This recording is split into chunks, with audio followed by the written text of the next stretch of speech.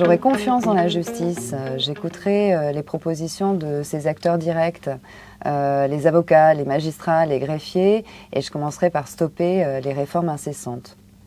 J'écouterai les justiciables qui demandent la proximité, l'accès aux juges et la simplification. Les procédures doivent être lisibles pour être comprises, ce qui n'est pas toujours le cas. Il s'agirait aussi de mettre un terme aux règles absurdes, telles la péremption, qui ne permet pas une sécurisation du justiciable dans la conduite de son procès.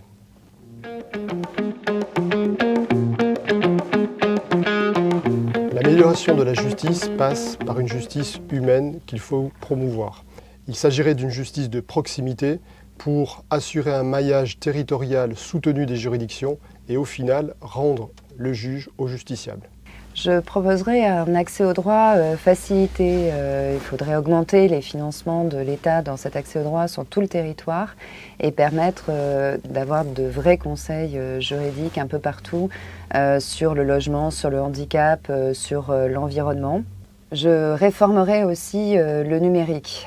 Plutôt que des applicatifs qui ne fonctionnent pas, il faut tout revoir en profondeur pour que les personnels puissent, donc greffiers, magistrats, puissent avoir les moyens de travailler dans les juridictions avec un bon outil.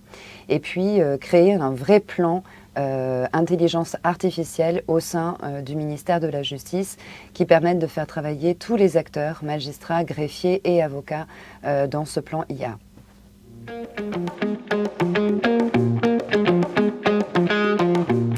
Comme j'aurais été avocat avant d'être garde des Sceaux, je connaîtrais très bien la profession. Donc ma première proposition serait de laisser les avocats s'autoréguler comme c'est prévu dans la loi, conformément au principe d'indépendance.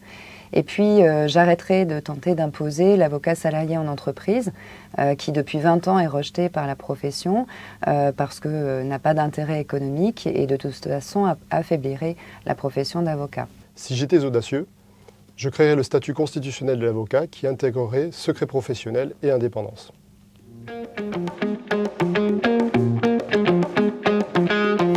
Si j'étais garde des Sceaux, je serais scandalisée par la situation des prisons en France. J'arrêterais de croire que 3 personnes peuvent vivre dans 9 mètres carrés, dont une couchée sur un matelas au sol. Une prison qui ne réinsère pas ne joue pas son rôle dans un fonctionnement démocratique serein.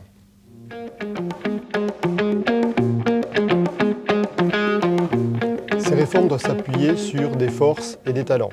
Ils existent, ce sont des hommes et des femmes dévoués, engagés, avocats, magistrats, greffiers. Il faut juste leur donner envie de continuer.